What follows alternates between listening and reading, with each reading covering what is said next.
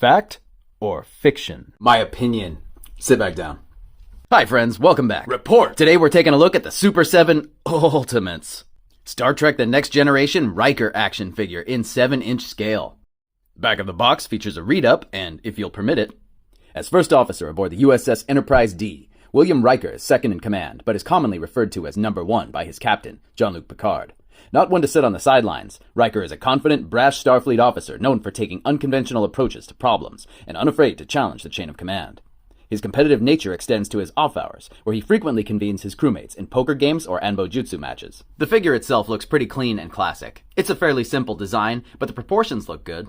And so do the color separations. Getting in closer to this head sculpt, it is quite nice. If, a little simplistic. I think it's almost more of a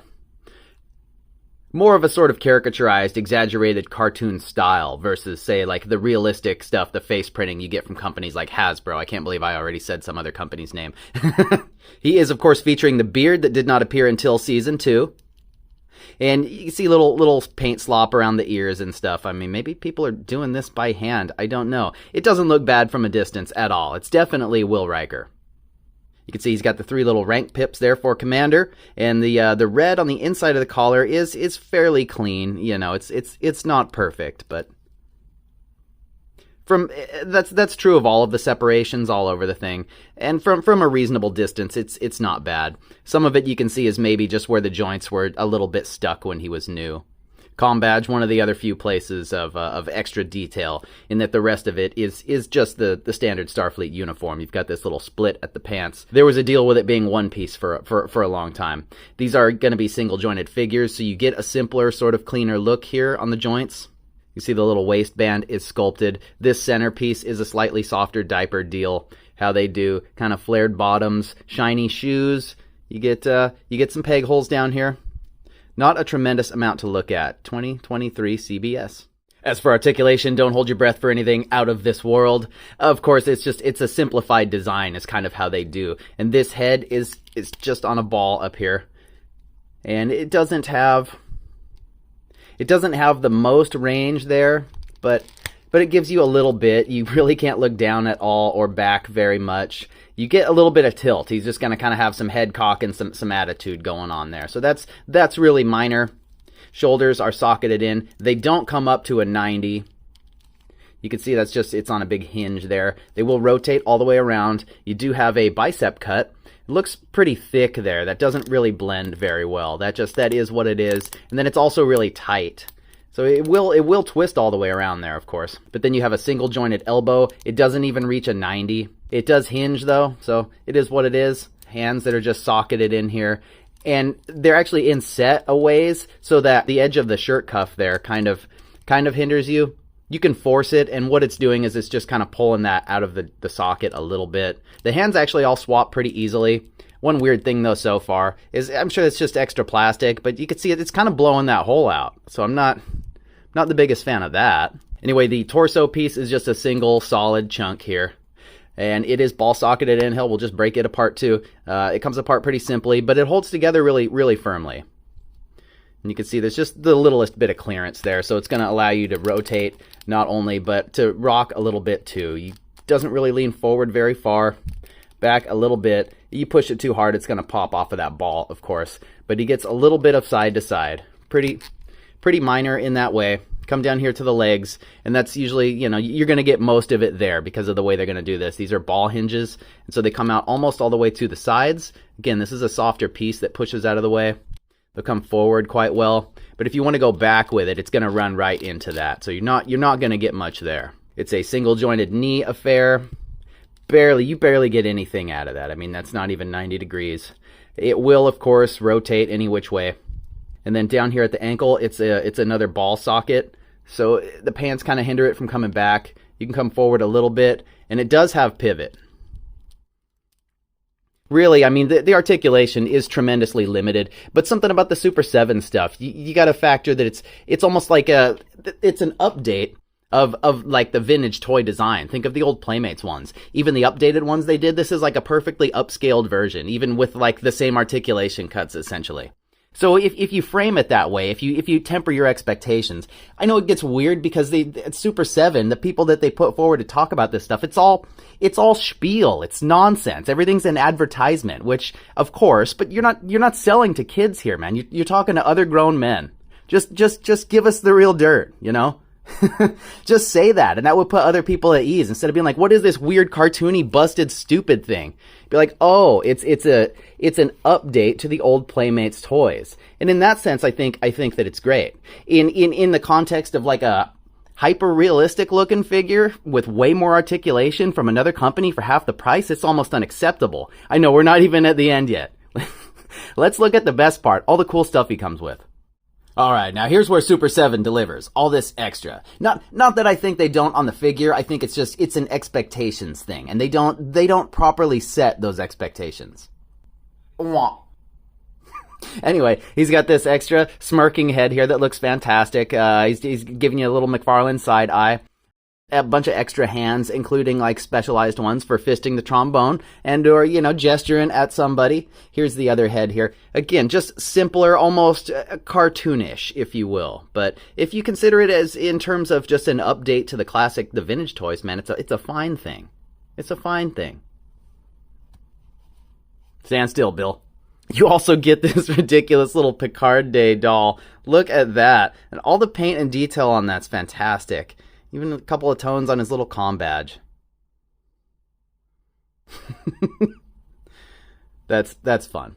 Almost a little throwaway thing, but that will just live forever in my dio. So he also comes with the phaser, which is just excellently sculpted and painted. Look at all that. Even the little grip there. Look at that.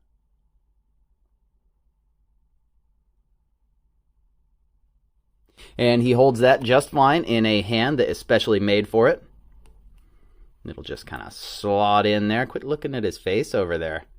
Yeah. And all the extra hands have this nice little level of detail. Nice-ish. Looks like a heavy amount of paint there glopping over his nails. But, this is a little simple. I guess that's kind of in stark contrast to the hyper detail on stuff like this. He also comes with a set of grasping hands. Quit looking at his face. You can see I'm having the paint come off of here in the out of the joints. That's nice though that they put a heavy amount in there. That one's a little tight. You also get the pair of relaxed hands that I had on him previously.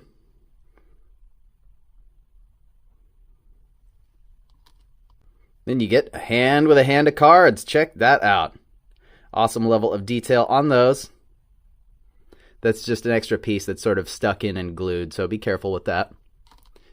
And then you come with the rest. It comes with the rest of the deck of cards here. Little design on the back. God, that's a lot of paint on my hands now. And I guess that's an ace. That's an ace. You can count, like 10 diamonds there. So, but it says it's an ace, so we'll call that an ace. And then he comes with a trombone. And I don't know if that's like vac metal or probably just painted. Feels a little brittle. Be careful. But it looks really nice. They claimed in the promo that he could hold this like properly, like he's playing it. I can't quite get the hang of that, but I'm comfortable with him just one hand in it, maybe smirking at somebody. You know what else is fun? He also comes with the frickin' mute. Look at this. Look at this. You can just plug that right into the end of here. Boom. Super, super cool. I don't want to break this on camera, but I gotta say, I love intentioned, well thought out accessories like this. Stuff like that almost puts lesser figures over the top for me. You know what I'm saying? You think about just the wealth of stuff you could get just from these guys, Star Trek style, for like a wave of these figures. Except for Locutus, he comes with nothing.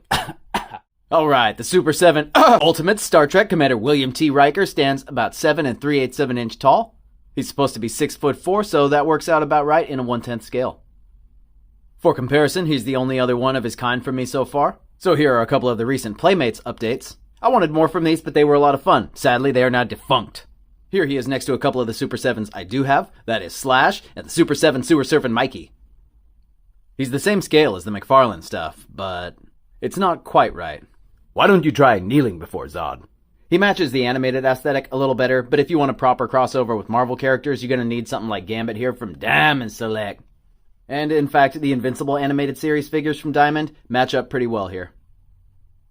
Here's how he looks next to a couple of 6-inch figs, the Hasbro Marvel Legends Cyclops, and the Black Series Stormtrooper. I always thought he would have made an alright Cyclops if they got to it sooner. And wrapping it up with the NECA Alf and the McFarlane Toys DC Multiverse Worthy Wonder Woman.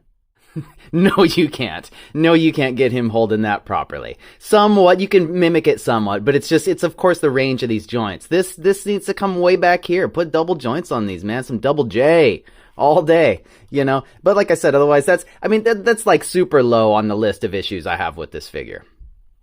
Looks really nice. It looks really nice. And him just holding it one-handed, like you might believe he could play it. I'm good with that, you know? And I love how easily all the parts swap. That's key. These guys are no strangers in that way. I might be a little concerned about that joint getting loose, though. That hand just popped in easier than ever. But you see how nicely he holds that phaser, too. I'm gonna get you. I mean, aesthetically, he looks great. He looks great. We're not rocking the hyper real tech that you get on some of the newer figures today. Here we go, right in snatching range. We got Pete Quill, the newest Star-Lord figure. It's a Hasbro joint, you know. But I mean, look at the difference. And this is using like a hyper real. They are trying to capture a real person's likeness there, and I think they do a pretty good job for $25 figures now, you know. This is conversely a $55 figure. And like I said, it's about communicating the expectations here. If you told us to expect it to be a simpler sort of animated style, then you're on board with that. Otherwise, you have a lot of pissed off collectors, because most people are more into the hyper real, you know. This is of course not exaggerated enough to be its own thing, and it's not meant to be a cartoon version, right? So looks wise, I mean, it's a little simpler than I think a lot of people were ready for. I myself love it. I think it's great. I would prefer it to look more realistic, sure, but at a distance, I mean, it looks nice and exaggerated, and you're not gonna not know who this is if you know a little bit about what this is. The single joint city is trash. I mean, he can't even. They said he could play the frickin' trombone. There's a promo video out there of some broad not doing it, mind. She's not doing it, but she's telling you that it can be done. Show me. Show me on the doll. So like I mentioned before about it being like updates to the Playmates stuff, this is the newer Playmates reissue to theirs. I think these are great. These are also a little more expensive than I would like them to be for what they are, but they are just updates to those old figures. And that's kind of the Super7, when they kicked off with like their Ninja Turtles stuff, that's what that is. They're updates to the classic Ninja Turtles action figures. And so, you know, in such a context, classic and modern, that you understand what's happening. The G.I. Joe stuff, they went another way. They went based on the cartoon, you know, which is cool, but be right up front with that, so that everyone who walks through that metaphorical door knows what's happening. Because if that's what's happening here, this is perfectly acceptable all day. But if you're trying to compete with all these other awesome modern action figure companies that give us frickin' double joints, well, you're failing. You're really failing. I don't care that Commander Riker can do the frickin' full splits. You know what I mean? Give me a double jointed knee, though, or at least a single that does better than that. How does that stack up to this guy? Oh, it doesn't look good. Look at that cutout for that hinge. This is way better on this junky little figure, which $12 for him was still too much. But I love these. I like the little accessories they came with. He will stand. I just need more than one hand to do it. I've already said enough how much I love the accessories. I want more accessories. I want accessories like that from everybody. Hasbro will give you, yes, a $25 figure at half the price, but it will come with 0 accessories, with freaking nothing. With nothing. These are for play, for display. You know, that's what the big part of that is, man. He's playing, he's displaying with all of these awesome parts and pieces. So in that way, you just can't fault Super7. And they get in there with their little detailed brushes, painting that phaser nice. Who knows what's happened with the beard? It's really not that bad. So I do really like this figure. I would like to have a whole bridge crew, but I don't like the price point, and I don't like the articulation. But that's like saying that for the whole of the Super7 stuff. These are fine. If you like Super7 stuff, these are fine. I wish there were more, but the future looks shaky for this line. I don't know what's happening. It looks like you can still pre-order Worf and Picard. I'd recommend it on sale. I also recommend you check out this video of me in a Starfleet uniform. Or maybe something with Ninja Turtles in it. Be sure to leave a like on this video and subscribe for more. Thanks, guys. What the hell is going on here?